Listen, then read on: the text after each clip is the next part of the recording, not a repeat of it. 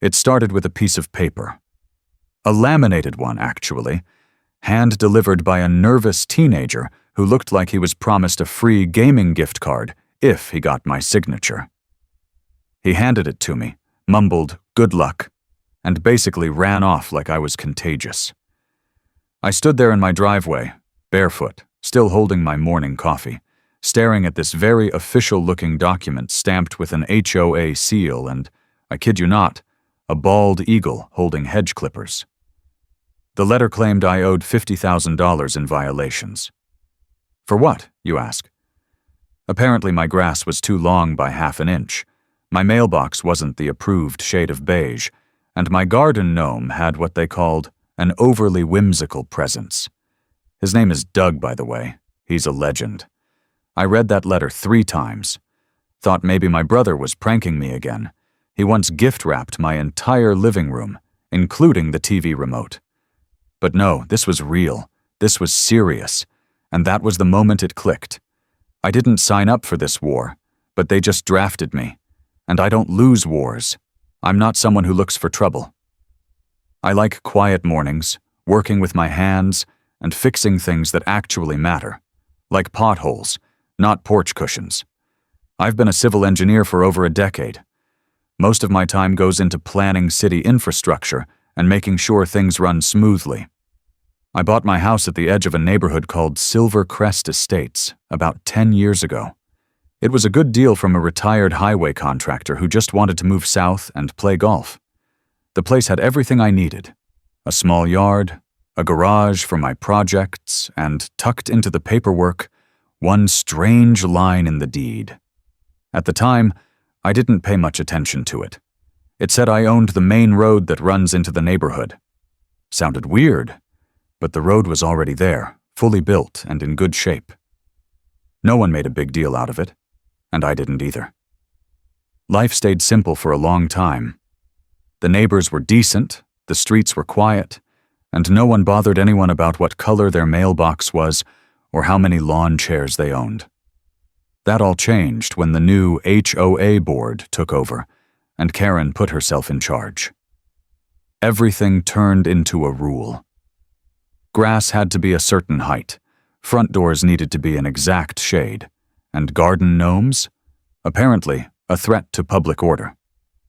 She ran the neighborhood like it was her own little kingdom. At first, I just rolled my eyes and stayed out of it. But when she sent me that fine, and I started digging through my old paperwork to fight back, I found that one forgotten clause again. The road. The one every person in this neighborhood uses daily? It's mine. Karen had no idea. None of them did. They'd been driving on it, building HOA events around it, even putting up signs, without ever owning a single inch of it. And suddenly, that little line in my deed didn't seem so small anymore. Then came Karen. You know the type. Mirror sunglasses that somehow never come off, drives a Range Rover she probably still owes money on, and walks around like she's the final boss of a reality show no one asked to be on. She was the new head of the HOA, and if the old board was annoying, she made them look like chill roommates. Karen didn't care about community or fairness. She cared about power. She showed up with a laminated clipboard like it was a badge, always clicking her pen like a countdown timer. Her rules weren't just strict, they were insane. Lawn ornaments, regulated, door wreaths, pre-approved only. And don't even think about mismatched patio chairs. She didn't even deliver the fine herself. She sent a teenage boy to do it, probably bribed him with a $10 Fortnite gift card. Poor kid looked like he was delivering a death notice. I opened the envelope, and right there it was, $50,000 in violations. My grass? Too long. My mailbox? Wrong shade of gray. And my garden gnome? Suspiciously whimsical. That's what the paper said. Doug, my gnome, has been sitting there smiling at everyone for years, and now suddenly he's a problem. I figured there had to be some kind of mistake, so I walked down to the HOA office, which was actually just a beige trailer pretending to be a real building, and asked to speak to whoever was in charge. That's when I met Karen in full force. She didn't even look up from her desk. "Ah, Mr. Patterson. Finally decided to face the music?" she said, as if I'd just been called to the principal's office. I tried to explain that my house wasn't part of the original HOA agreement. I even brought my deed. She glanced at it for half a second and waved it off like I'd just handed her a flyer for a dog wash. That's when it clicked. This wasn't about grass or gnomes or mailbox paint. Karen wanted to control everything, and I was just the next name on her list. But she had no idea who she was dealing with. I left that HOA trailer more annoyed than angry, but something in me had flipped. I couldn't stop thinking about that one line in my deed, the road. So I drove straight to the county recorder's office. I showed them my paperwork and asked for anything they had on the property. The clerk, a guy who looked like he'd rather be anywhere else, typed for a bit and then handed me a certified copy of the original deed. And there it was in black and white. I owned the main road leading into the neighborhood. Not shared, not rented. Mine. I stared at the page like I'd just found buried treasure. Because honestly, I kind of had. Here's the kicker. The HOA had been using that road for free for almost 2 decades. No lease, no easement, no permission. Just using it like it belonged to them. Hosting block parties, running their little patrols, even setting up lawn decoration contests right in the middle of it. Meanwhile, I was sitting on the legal equivalent of a nuke, and they had no clue. So I made a call. Uncle Ron. The man, the myth, the retired contractor who once built a working drawbridge for fun. I asked him, "Remember that toll booth you built for your own driveway in the late 90s? He burst out laughing. "You serious?" "Dead serious," I said. "Time for version 2.0. We got to work fast. Found a used toll booth from an old amusement park a few towns over. It still had faded stickers and a coin slot. We wired it up with a license plate scanner, set up a retractable gate arm, even threw in a solar battery backup. It looked kind of ridiculous, but in the best way. Every piece of it was legal. Just to be sure, I ran the whole setup by my lawyer. When he read the deed and saw the plans, he nearly choked on his coffee. "Wait," he said, squinting at the paper. "They fined you $50,000 while squatting on your road?" I nodded. He just shook his head and said, "Oh, this is going to be fun." At that point, it wasn't just about proving a point anymore. It was about flipping the entire situation upside down. They thought they could push me around with fake rules and dumb fines. But now I had a toll booth, a plan, and a whole lot of petty energy. Monday morning came, and I was ready. The booth was finished, the signs were posted, and the gate arm was set to go. A fresh cup of coffee in one hand, Doug the gnome standing beside me like a loyal little soldier, I stood by the booth and waited. I didn't have to wait long. At exactly 7:38 a.m., Karen's Range Rover came flying around the corner like she was late to a world domination meeting. She slammed the brakes right in front of the gate and stared up at the booth like it had just landed from outer space. Her mouth actually dropped open.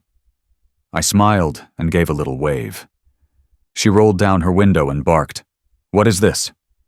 I pointed to the sign right next to her. "Private road, $3 entry, $15 for HOA board members."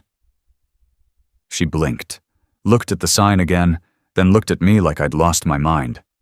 "You can't do this," she yelled. "Oh, but I can," I said, tapping the laminated copy of my deed taped to the side of the booth. "Rules are rules, Karen." Behind her, a blue minivan pulled up. Mr. Holloway, retired gym teacher, socks and sandals as always. He leaned out his window, read the sign, then looked at Karen's SUV blocking the road. "Everything okay here?" he asked. Karen flailed her arms like she was trying to wave in a plane. "Don't pay! This is illegal!" But Holloway just shrugged. "Looks pretty official to me." He handed me $3 and drove through, waving. Karen's mouth twitched. Within minutes, more cars showed up. Some drivers were confused at first, but most of them had seen the signs I posted around the neighborhood over the weekend. A bunch had already signed waivers confirming I wasn't under HOA control, which meant free toll passes. They drove through smiling. Some even tossed snacks at me like I was running a roadside lemonade stand. Someone handed me a muffin. Another guy said, "Bless you, Toll King." Karen, meanwhile, was losing it. She was yelling, pacing, and blocking the road. People behind her started honking. One guy leaned out his truck window and shouted, "Karen, move your car!" She turned around and snapped, "He's charging us to use our road." I raised my coffee cup and said, loud enough for everyone to hear, "Actually, it's my road. County records are public if anyone wants to double-check." A few people pulled out their phones and started Googling right there on the spot. You could feel the shift happening, right in that moment. The neighborhood was waking up. They saw Karen for who she really was. And they saw me, standing there with a smile, Doug the Gnome, and a fully legal toll booth. Nobody forced anyone to pay, but nobody wanted to deal with her either. Car by car, they drove past her, paid the toll, and moved on. And every time the gate arm lifted, it felt like a small win. Not just for me, but for everyone who'd ever been fined over a mailbox color or a Halloween decoration. Karen thought she could control everything. But now, she couldn't even get past the gate. Karen didn't take the toll booth well. That much was obvious. But instead of backing down like a normal person, she doubled down. Hard. 2 days after the toll opened, my phone buzzed with a driveway camera alert. Suspicious movement detected. I pulled up the live feed, and there she was. Karen, flanked by her 2 favorite HOA board members, Greg and Bonnie. Greg looked like he'd just lost a debate in a high school lunchroom, and Bonnie wore her HOA-branded polo like it was military gear. They were on my property, clipboards in hand, snapping pictures of my garage door and measuring my bushes like they were about to cite me for crimes against landscaping. I walked outside casually and said, "Can I help you, trespassers?" Karen whipped around, face tight with fake politeness. "We're doing a standard compliance inspection," she said. "Except," I said, holding up the waiver she'd already seen, "I'm not part of your HOA, and this is private property, so unless you've got a warrant or a lawn ferry permit, you might want to leave." Greg mumbled something about hedge height. Bonnie looked like she wanted to disappear. I added, "Smile for the camera. You're all being recorded." They left without another word. But I knew this wasn't the end. The next day, flyers started showing up on mailboxes. Big red letters screamed, "Community warning toll tyrant." Karen had written some wild rant about me using a toll booth to build a private empire. She even included a chart estimating how much I'd steal from the neighborhood in tolls over the next 10 years. The best part? She linked to her personal blog, where she called me a suburban warlord with a gnome sidekick. Doug was thrilled. So I responded the only way that made sense. Memes. I posted screenshots of her flyer in the neighborhood Facebook group with captions like, $50,000 in fake fines versus $3 toll. You decide who the menace is. People lost it. Comments flooded in. Some neighbors shared their own ridiculous HOA stories. One guy got fined for his Halloween bat decoration, another for a pink garden hose. The support poured in. Someone even crocheted a little superhero cape for Doug. Then came the legal move. I got a thick letter from the HOA's new law firm saying I had to take down the toll booth immediately or face legal action for interfering with neighborhood traffic and causing emotional distress. I didn't even flinch. I called my lawyer, Nancy, and she nearly laughed. "They want to sue you?" she said. "Let's hit them back." And we did. We filed a countersuit for 18 years of back rent, adjusted for inflation. Total amount? $187,000. I didn't even need to tell the neighborhood what happened. Somehow, screenshots of the court filing leaked into the group chat. People went nuts. Most of them had no idea the road had ever been private. Some were furious they'd been lied to. Others started cheering me on like it was a sporting event. More and more neighbors came to the booth, not just to pay tolls, but to say thank you. They brought coffee, cookies, and in one case, a homemade sign that read, "We support the toll master." Karen had tried to paint me as a villain, but the more she fought, the more obvious it became. She wasn't in charge anymore. Karen wasn't done, not even close. After the lawsuit blew up in her face and the neighborhood started siding with me, she did what desperate people do. She got sneaky. One morning, I noticed an unmarked van parked near the edge of the neighborhood. Looked like a contractor's vehicle, but something about it felt off. A few hours later, I spotted a small paving crew measuring out a stretch of land near the road. No signs, no permits, just some guys with spray paint and tape acting like they were planning a secret project. That's when I realized what she was trying to do. If she couldn't shut down the toll booth, she'd just build a bypass road around it. Only problem? That land belonged to the city. Not only that, it was protected green space, meaning no construction, no digging, not even a lemonade stand. So I made one call to the city's zoning department, emailed them a few photos, and let the pros take it from there. Within 20 minutes, a city official rolled up in a white truck and started asking questions. 10 minutes after that, Karen's crew was packing up their gear. They didn't even get a chance to break ground.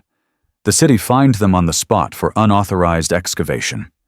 You'd think that would stop her. Nope. Her next move was even more bold and dumber. I got an anonymous email late one night. No message, just a scanned document. It was an easement agreement. Looked official. Had my name, my signature, even a date from 5 years ago. Only one problem. I never signed it. And the signature? It looked like it had been traced by a drunk raccoon using a crayon. It was laughably bad. I printed it out, circled the worst parts in red marker, and pinned it to a board outside the toll booth with a sign that said, "Forgery of the Month." People stopped to take pictures. That's when the local news caught wind of the story. A reporter from Channel 8 showed up with a mic and a cameraman and asked if I'd do an interview. I said sure, right there by the booth, Doug the Gnome standing proud in the background. The story aired that night under the headline, "Toll Troll vs. HOA Tyrant, the Battle of Silver Crest." They even did a side-by-side of my real signature versus the forged one, complete with dramatic music. By the next morning, Karen was done pretending. Her name was Mud, her lies exposed, and the neighborhood was more united than ever, just not behind her. It ended quietly, which somehow made it feel even better.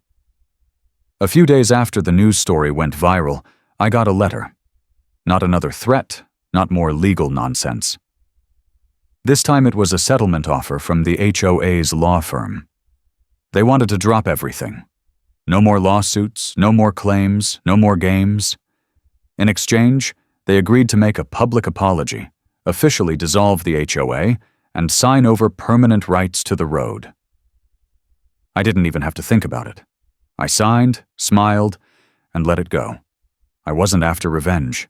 I just wanted peace, and maybe a little bit of petty justice. That weekend, the whole neighborhood gathered in the Commons. Greg, one of Karen's old sidekicks, stood in front of everyone and read the apology into a mic. His hands were shaking. Bonnie stood off to the side, looking like she wished the ground would open up and swallow her. "We acknowledge our actions were wrong," Greg read. "We apologize to Mr. Patterson and the residents of this community." And just like that, it was over. In the weeks that followed, things changed fast. Gnomes started popping up in front yards all over the neighborhood, dozens of them, little plastic rebels standing tall. Someone painted their mailbox in rainbow stripes. Another guy installed a garden windmill the size of a car. No one cared anymore. We were free. The toll booth stayed, but now it had a new purpose. Every Saturday, I opened it as a mini coffee stand. We served free drinks, played music, and laughed about how crazy everything had been. Doug the gnome got his own little statue right next to the booth, complete with a plaque that read, "Defender of the Road." One morning a kid rode up on his bike and looked at the booth. "Is the toll still real?" he asked.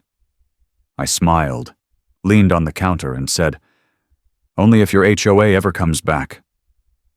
He laughed and rode off. And just like that, I knew it was finally done.